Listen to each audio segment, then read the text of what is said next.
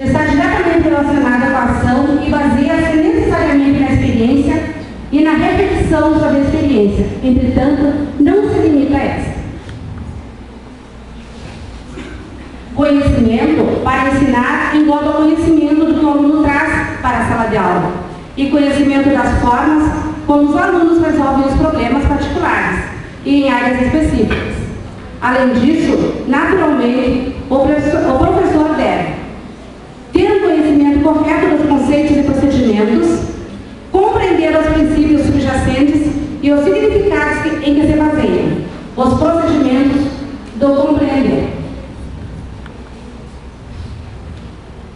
No caso particular dos professores, o conhecimento de cada disciplina envolve, nomeadamente, os conceitos, as conexões entre os diferentes procedimentos, os diferentes conjuntos e a compreensão dos diferentes tipos de metodologias.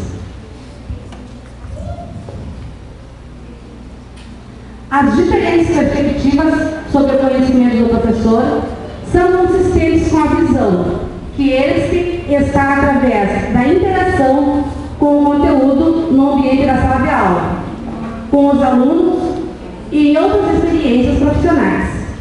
Assim, o conhecimento dos professores não pode ser visto isoladamente nas suas práticas e do contexto educativo onde se insere. Aquilo que os professores podem fazer na sala de aula com os seus alunos e as relações dos alunos às novas propostas parecem ser muito relevantes. É esta a dinâmica entre a mudança das práticas e das crenças que podem resultar numa reorganização substancial do ensino e uma alteração do conhecimento do professor.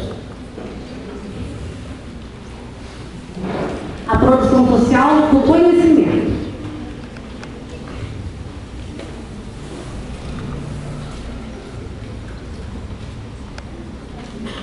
A elaboração do conhecimento não é um processo individual.